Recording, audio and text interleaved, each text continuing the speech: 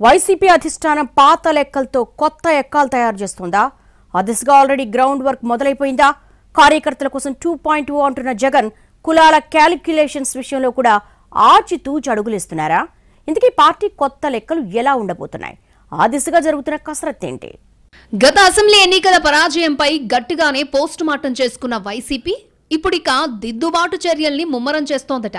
ఒక్క ఓటమి 100 అనుభవాలు నేర్పుతుంది అన్నట్టుగా పార్టీకి ఒక పద్ధతి ప్రకారం టింకరింగ్ వర్క్ మొదలుపెట్టినట్టు తెలుస్తోంది. 2024లో ప్రధానంగా ఏపీలో బలమైన కాపు సామాజిక వర్గం తమకు అండగా లేకపోవడం వల్లే డ్యామేజ్ తీవ్రత పెరిగిందని గుర్తించి ఆ కోణంలో రిపేర్ మొదలుపెట్టినట్టు చెప్పుకుంటున్నారు. మొదటి నుంచి వైసీపీలో కాపు నేతలకు ప్రాధాన్యత ఉన్నా గత ఎన్నికల్లో ప్రత్యేక పరిస్థితుల్లో ఆ సామాజిక వర్గం దూరమైందని, అందుకే మరొకసారి అలాంటిది జరగకుండా జాగ్రత్తలు తీసుకోవాలని అనుకుంటోందట వైసీపీ అధిష్టానం. బొత్స సత్యనారాయణ, పేర్ని నాని, అంబటి రాంబాబు, గుడివాడ అమర్నాథ్, ఆళ్ల నాని, కురసాల కన్నబాబు, ఆమంచి కృష్ణమోహన్ వంటి కాపు లీడర్లు నాడు వైసీపీకి వాయిస్ లా మారారు. వీరికి తోడు ముద్రగడ పద్మనాభం వంటి కాపు ఉద్యమ నేత అండ ఉన్నప్పటికీ గత ఎన్నికల్లో సామాజిక వర్గం మొత్తం పవన్ వెంట నడవడంతో తమకు ఓటమి తప్పలేదని వైసీపీ పెద్దలు అంచనాకొచ్చారట. ఎన్నికల తర్వాత ఒకరిద్దరు కాపు నేతలు బయటకు వెళ్లినప్పటికీ పార్టీకి ఇబ్బంది లేకుండా సెట్ చేసుకుంటున్నట్టు తెలిసిందే. విజయసాయిరెడ్డి వంటి కీలక నేత దూరమైన ఆయన స్థానంలో పార్టీ ఉత్తరాంధ్ర రీజనల్ కోఆర్డినేటర్గా కాపు సామాజిక వర్గానికి చెందిన కురసాల కన్నబాబుకు అవకాశం ఇవ్వడం అందులో భాగమేనని అంటున్నారు. అలాగే గుంటూరు నుంచి ఉత్తరాంధ్ర వరకు పార్టీ కాపులకే ప్రాధాన్యతనిస్తోందని చెప్పుకుంటున్నారు వైసీపీ నాయకులు.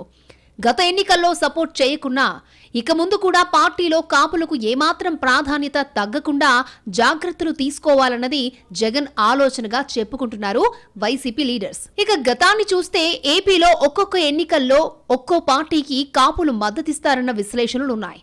1983-85లో టీడీపీకి గట్టి మద్దతుదారులుగా ఉన్నారు కాపులు.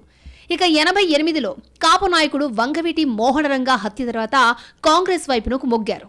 తిరిగి 1994 నాటికి టీడీపీని తమ చాయిస్గా ఎన్నుకున్నారు.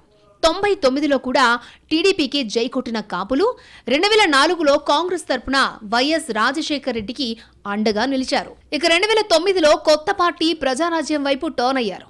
ఏపీ విభజన తర్వాత 2014లో తిరిగి టీడీపీకి మద్దతుగా నిలిచారు. అటు పవన్ కళ్యాణ్ సారథ్యంలో 2019లో జనసేన ఒంటరిగా పోటీ చేసిన మెజారిటీ కాపులు మాత్రం వైసీపీ వెంట నడిచినట్టు చెప్పుకుంటారు.